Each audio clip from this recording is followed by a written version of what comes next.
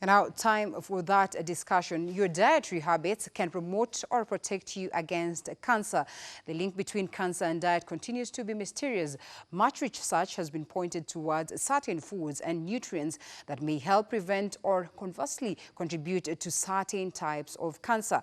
While there are many factors you can't change that increase your cancer risk, such as genetics and environment, there are others you can control. In fact, estimates suggest that less than 30% of a person's lifetime risk of getting cancer result from uncontrollable factors. The rest, you have the power to change, including your diet. So today, we gather some knowledge in regards to this extensive subject as we seek to know more on nutrition connection to cancer. And joining me this morning, Dr. Joshua Orwam will be here, of course, with us, taking us through this particular session, even as we get to understand what really is the connection between nutrition and cancer. It's something that a majority of people have been asking, okay, well, how do I eat well to ensure that I do not get cancer? Or better yet, after I've been diagnosed by cancer or with cancer, what then am I supposed to eat so I'm able to, of course, at least live a comfortable life for that particular matter? So that's the reason why we termed it necessary on this particular day of lifestyle. Remember, Thursday is all about matters lifestyle, to discuss this and get to know what information we can get that would be helpful to us. Thank you so much, Daktari, for joining us this morning. But before we come to Daktari, let's first of all listen in or take a look at this package that was compiled by our very own health reporter, Winnie Lubembe, in regards to cervical cancer. Remember the latest, or maybe the other day we were talking about consumption of aflatoxin within our very own foods, that of course sort of was something that was considered to be a high risk of women getting a cervical cancer. So let's listen in and then we come back to the discussion. Thank you so much, Winnie, for that package. And now crossing over to Daktari. Good morning, sir. Good morning. Thank you so much for your time this morning. Thank you. Yes, and of course, we're looking forward to pick some key points because not just the question of cancer, but sort of nutrition is key, you know, and a majority of people will be told this, especially when they're headed to hospital.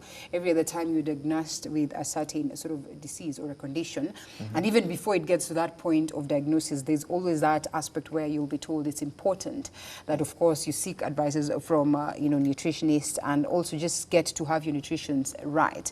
I mean, right from the time of school, you know, basics in school, you used to be told that. So even as we come to this particular time or this particular session where we want to discuss the essence or the connection between proper nutrition and cancer, I think it's only fair that sort of we start off at this particular point. Is there a link between diet and cancer in the first place?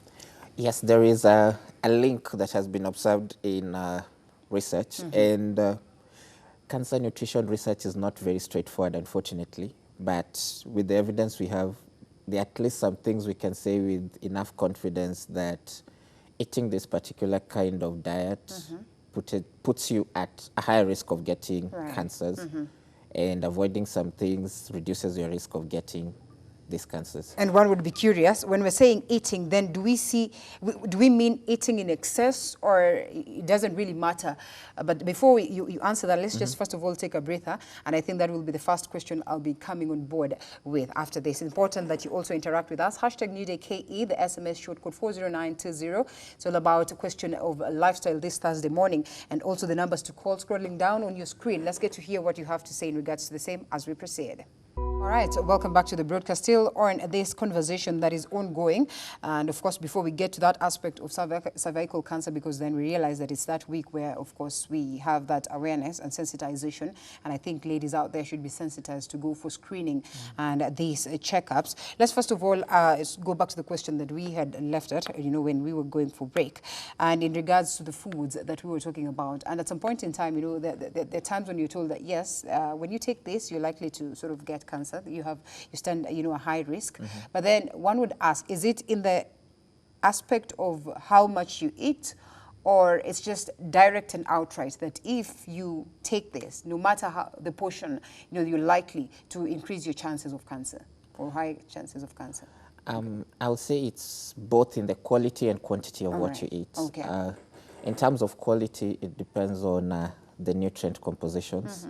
So generally, not just for cancer, but for even other lifestyle diseases, diabetes, hypertension, and everything else. Right. We usually advise people to take more of fruits and vegetables. Close to about 50% of your diet should come from that class of foods. Right. And then the proteins and carbohydrates should be about 25% roughly. All right. And then when it comes to quantity, maybe the link will now come to in terms of how it relates to obesity, Right. and also the quantity of some of these high-calorie foods. And by high-calorie foods, I mean things that are very high in sugars, the soft drinks, things such as French fries and that kind of thing. So when you eat them in high quantities, you also Right. expose yourself to the risk of obesity, which in itself is also a risk factor for cancers. Cancer. Yeah. All right.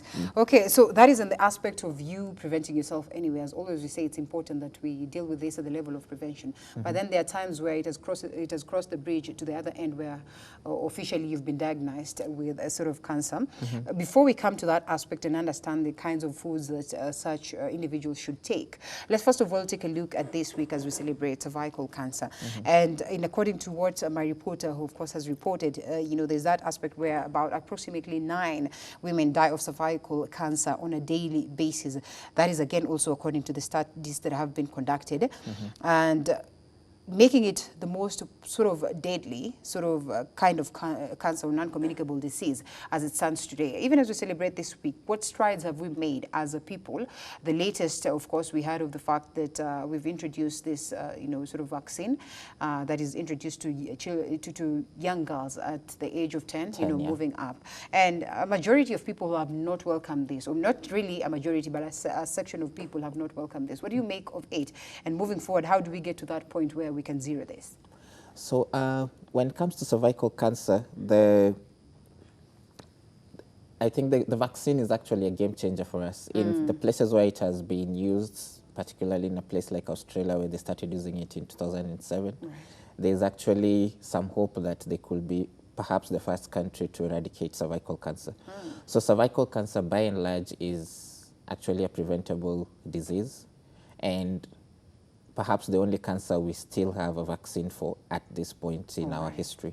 So introducing it to our system should give us benefits that we will see in the next coming decades. And there's been, of course, a lot of controversy surrounding the cervical cancer. Much of it is perhaps based on misinformation, from my opinion. And the vaccine actually works. There has been places where they've used it, they've seen cervical cancer reduce. So when it comes to cervical cancer, it's one of the cancers that have a very good outcome if detected early. Most people, if it's found in stage 1 or the early stages, you'll discover that 90% or thereabouts of them can be cured completely of cervical cancer. So it's one of those diseases we should try to encourage people to get screening for, because there's actually a benefit to being caught early and treated early. Treated early, that's interesting, and equally very good. And that aspect of aflatoxin, just looking at, of course, the moments or the steps within the country, and that sort of conversation that was ongoing in regards to, oh, we're not supposed to enjoy our ugali as we used to enjoy and all that. I mean, having followed up on the same, because I want to believe that, yes, there's been some proper follow-up on the same. How far are we in regards to demystifying this, or to sort of just aiming away this information in terms of whether it's a myth or whether indeed it was the reality on ground? Unfortunately, at an individual level, you may never know whether the food you're eating has aflatoxin or not. Yes. Because you're probably not involved in the production and supply of it. But for those who are involved in that part of food supply, the food chain, aflatoxin is, just as the word suggests, it's a toxin, it's a poison. It naturally grows on decaying food. And so when somebody takes contaminated food that contains aflatoxin, it has the potential to damage their DNA. And if such a patient comes to Bliss, where I work in the clinic, maybe one of the things they might have is liver cancer. Some of them may also develop other immune diseases, because it also affects your immunity and also leads to malnutrition. So at an individual level, perhaps our hands are tied. You may not really control what food reaches you. But there are those people in the other side of the production and the supply chain of food who are actually tasked with ensuring this food does not reach the end consumer. And so if we lose it at that point, then we are exposing the population to diseases that they should not have, and which eventually will cost us as a country in terms of resources being used to treat them. All right, like we started by saying that, yes, a majority of all these cancers that we're talking about can be sort of stopped at a very, at that very early stage, or not really at very early stage, but can be stopped, can be prevented for that particular matter. But then let's cross a beat or jump to the other side when, of course, the diagnosis has already been done, like I said earlier on. Then it's important that we also know how we can deal with such individuals. Well, aside from the question of stigma which is being dealt with, of course, pretty much, and everyone is putting themselves and their energy towards ensuring that that is aved away. There's the aspect of balancing and the nutrients that we eat and all that, so that at the end of the day, we can sort of have some individuals being declared cancer-free upon diagnosis or after diagnosis, after going the chemos and the therapies all through. And we probably just reduce the deaths that come on board with this. And we've seen sort of key figures, the likes of Beth Mogo, saying that, hers has been a question of how she's dieted, that she's been able to sort of swim all this while. So we come to the aspect of this nutrition and the people who've been diagnosed with cancer as it stands. So the cancer patients themselves, what are some of the things that they're supposed to eat? What are some of the meals that they're supposed to eat? How do they get to balance their nutrition so that moving forward they're able to sort of swim on? So cancer by itself will have nutritional effects, and then on top of the cancer, the treatments that we use for cancer, be it surgery, be it chemo or radio, may also have other negative effects on someone's nutritional status. In fact, they've been said that they cause malnutrition at some point. Yes, they do. So for a cancer patient, we are looking at other things specific to them. Most of them will have what we call anemia, so they need foods that are rich in iron to help them to boost blood, if I may use that word. Then there are people who will have lost weight, so we also need to put them on foods that help them increase weight, so a high protein diet. And then, of course, they need a lot of energy. So carbohydrates will also be needed in a bit more quantities for these people. But then generally the focus will still be that the good, whatever we call the healthy diet, even for the person without cancer, still remains the healthy diet for the person with cancer. All right. So when we talk about foods that people should either avoid completely or reduce, the high-calorie foods, the junk foods, as we call them, that still remains true even for the cancer patient. Yeah. All right, there you go. And one of the people asking right here, which I think sometimes when questions come on board, we cannot run away from them. Apart from chemotherapy, radiation, yes, nutrition itself, I mean, are there other ways that one can sort of, like go to or maybe sort of invest on that would help them deal with the question of cancer? In terms of treatment? In terms of treatment, yes. So again, cancer is a broad term for many types of illnesses. There are different types of cancers. So each type of cancer has a specific treatment, and then also dependent on the stage of the cancer. So usually, of course, the three main things that we use for treatment of cancer is surgery, chemotherapy, radiotherapy. And then there are other treatment options. There are things we call targeted therapy. And then there's also some literature on some nutritions that people advise. For example, there are people who say if you follow a vegan or vegetarian diet, it may help in cure. Unfortunately for that, there is no evidence to show that it's actually a treatment option, a viable treatment option. Yes, there are benefits of being vegan or vegetarian in terms of health, but then in terms of specific treatment for cancer, maybe there's not so much evidence that it actually treats. There are people who talk of diets like ketogenic diets and many other diet options. So these are options that are there, and maybe even if you Googled around, you'll get them, but then unfortunately, we don't have evidence as at this moment to show that if you follow this strict line of diet, it will cure your cancer. Yep. All right. Speaking of which, before we even get to that particular point, still also going through what Winnie had set up. And yes, as always, the importance and the essence of screening is pretty much important. But not many of us sort of have access to this, in as much as maybe the government is trying so much to set up centers where people can go for screening. I mean, then it's need then to understand at what point does it get to that level where you can go and the first time you're being diagnosed, you're being told that you're on stage 4, and you ask yourself why. I mean, what was there in between here that I was not able to even sort of guess that there was something wrong with me, that it has gone and escalated to that point where it has gone to stage 4, and sort of surpassed all these other, or maybe sort of you've been through all these stages, yet you've never realized that there's something wrong with you. So again, the thing is, for cancers, just as I said, there are multiple types of cancers. Yes.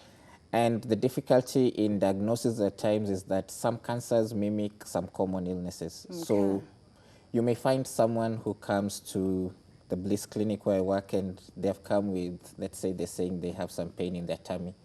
And pain in the tummy can be caused by a whole lot of other things. So the doctor who's seeing them for the first time, he just, because common things occur commonly, we'll just treat them as a common disease.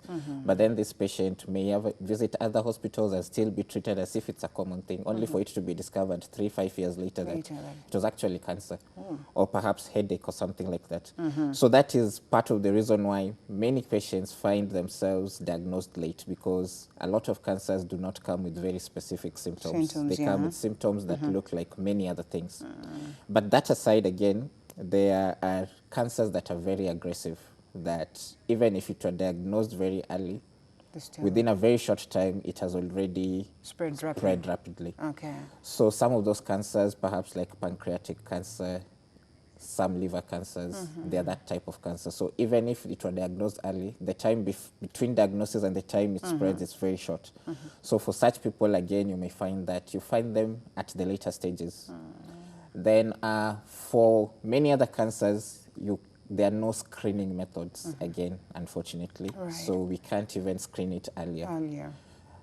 And luckily, again, for a few cancers, we have screening methods. So one of them, like I mentioned, was cervical cancer, where we can actually screen you. And the good thing with cervical cancer is it takes a long time to develop, so it is easy to be caught early if you're regularly being screened. And again, the also good thing with it is that if it's caught early and treated, the outcome is good. You can actually live like the normal lifespan. So given the varied spectrum of different cancer types, we find that sometimes you miss the diagnosis because you're treating it like something else. Sometimes it's an aggressive one. By the time you catch it, it has already spread. But for a few of them, you can actually screen early and treat it early. But then the other thing I'll also mention is if you have symptoms that are recurrent or are constant and you're always being given the same treatment, probably you may also, as the patient, also want to initiate or rather introduce in the mind of your doctor that probably this is not what you think. Could you just look for something else? Because one of the common things you may find, like they said, tummy pain could be stomach cancer. Or even headache, chronic headache. Sometimes it's a cancer within the skull. So if you're having a headache every other time you're being treated with the same paracetamol for 3-5 years, 10 years, maybe you could want to initiate that conversation from your patient side also and tell the doctor that maybe look in this other direction. Could it be something else that we are looking?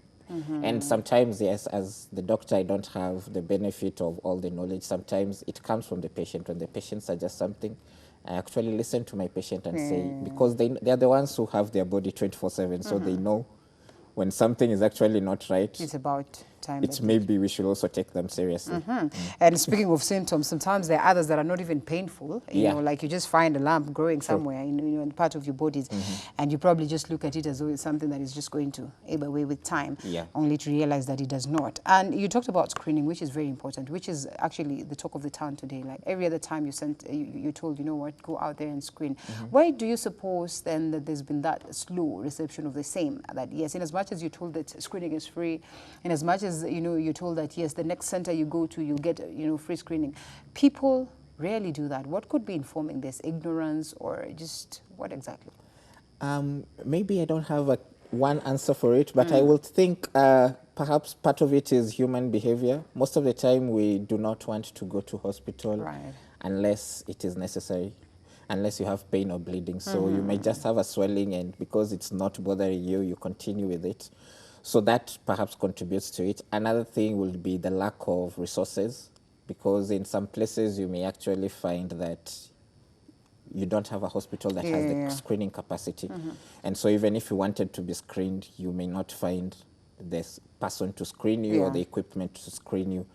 And then some people just have the lack of knowledge. They do not know that actually some things can be screened for.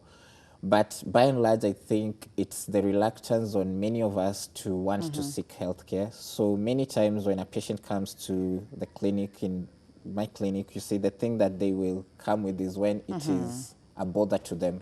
It is now causing pain, it is now perhaps smelly, or it's bleeding. But before that, they were just okay. Taking it was it a lightly. swelling, nothing much, we can live with it. All right. Well, of course, I hope that we all take note of some of these things. It's important that, yes, if you're able to access, screening services, proceed and do that, because it will come in handy to sort of help you. Though also there's that aspect where we all sort of feel like, it's become a money minting affair in the country, so that there's always fear of the unknown. What if I go for screening and somebody who seeks to mint money from me just decides to tell me that yes, you have it and all that? I mean, this fear that is instilled in it, and how then best can we address that aspect of saying that yes, much as it's something that is a cause for alarm and should be looked into, then we should also avoid that aspect of where it becomes a money minting affair. Unfortunately, in the society as it is, yes, there are people who would want to take advantage of even the vulnerable, sick people. But then again, what I will say is you'd rather take the risk of knowing that something is wrong and correcting it early than avoiding it altogether Just because you fear that you might be. But upon, of course, a diagnosis, you go there, the doctor has done what is supposed to be done and says, you know what, I think you might be having this. Yeah. I mean, is it always important to seek sort of the advice of other more doctors, or, instantly take up that particular, sort of move and ensure that you seek treatment? So cancer, again, for even we as doctors, we know that it's a devastating diagnosis for most patients. So it is highly unlikely that a doctor will tell you have cancer if you don't. If you don't. Right. And yes, they may actually tell you that they think it's cancer. And yes, as a patient, you have the right for second, third opinion. So you can actually go for second opinion. But what, again, I would advise is wherever you go for a second opinion, let's say if you came to Bliss Clinic where I work and I gave you the opinion that I think you probably have cancer, and you either don't believe me or you don't want actually to accept it. If you're going for second opinion, go for second professional opinion. Okay. Do not go for second opinion to your relative or to your friend who also had cancer, or to some traditional herbalists who advertise themselves on an electricity pole or Google and such. So go for another second professional opinion that will actually tell you, well, can assess the first professional opinion and critique it and say, yes, it's true, or no, maybe it's not true, let's do a further 2 or 3 tests to confirm. Yes. I know we might have answered this indirectly, but I think I'll still ask it all the same, because then it's coming from a viewer. And sort of they say eating the right amount of protein, calories is important for healing and equally fighting the infection.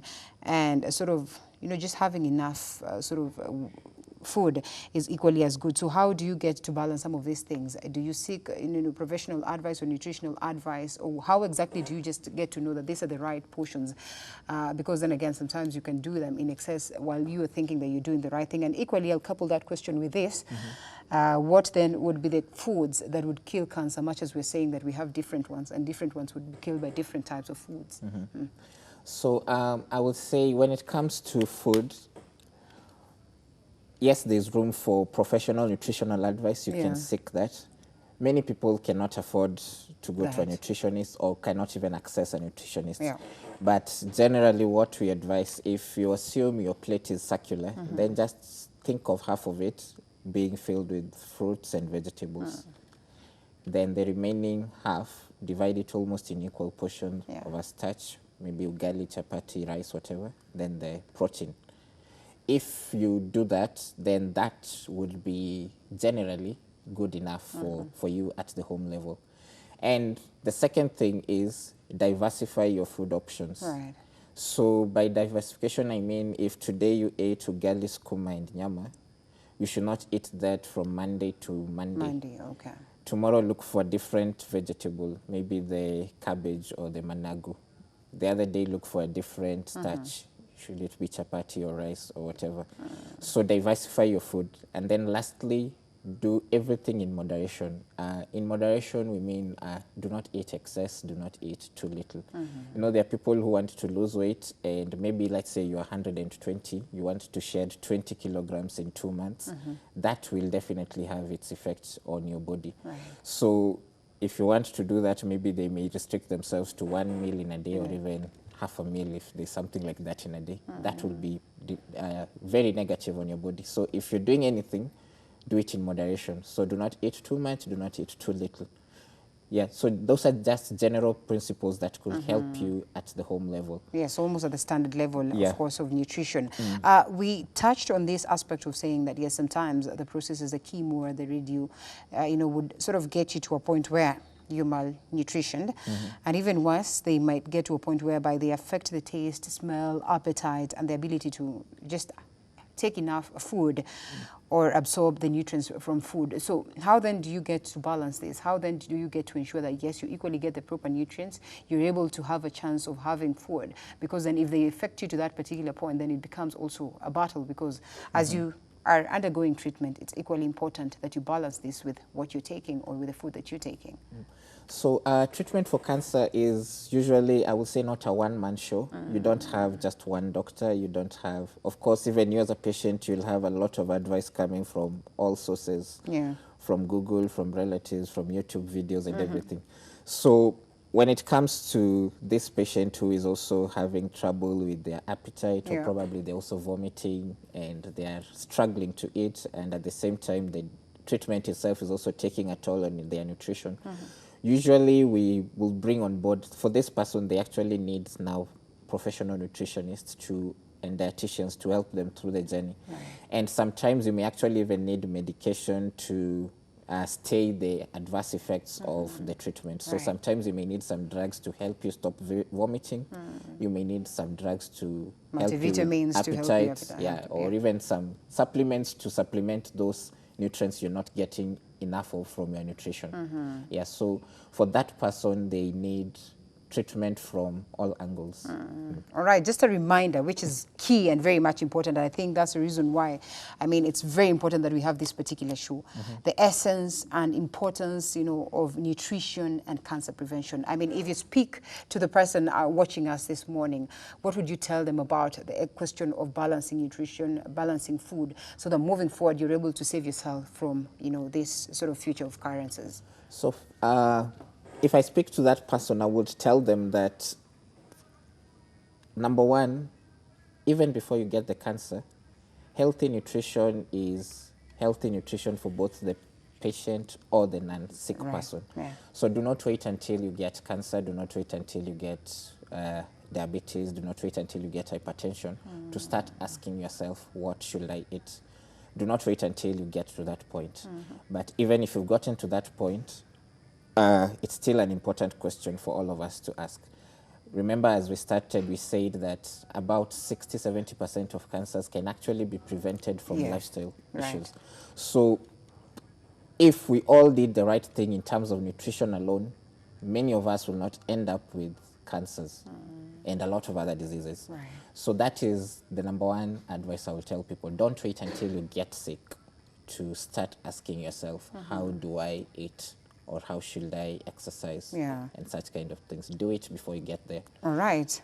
Thank you so much, Dr. Joshua Oroa. It's now time that we come to the end of the show, and I'm sure we've picked so much, we've learned so much. So the power is in or on your very own hands. If you are able to balance this, as Dr. says, then I think you will be that one happy person for the rest of time. You'll have saved yourself from a lot of hassle and a lot of devastation that comes along with being diagnosed with cancer. But then even if you've been diagnosed, like he says, it's not a death sentence, it's not the end of it. I mean, you can always balance this by ensuring that you follow what the doctors advise, and most importantly, eat healthy, eat well. You know, ensure that you have proper nutrition balance on the foods that you eat. It was great having you, Dr. Thank you so much for your time, and most importantly, thank you so much also for keeping us company right from the time we started up until now. We get to see you again tomorrow, same time, same place. Do enjoy the rest of your viewing. My name is Linda Alela.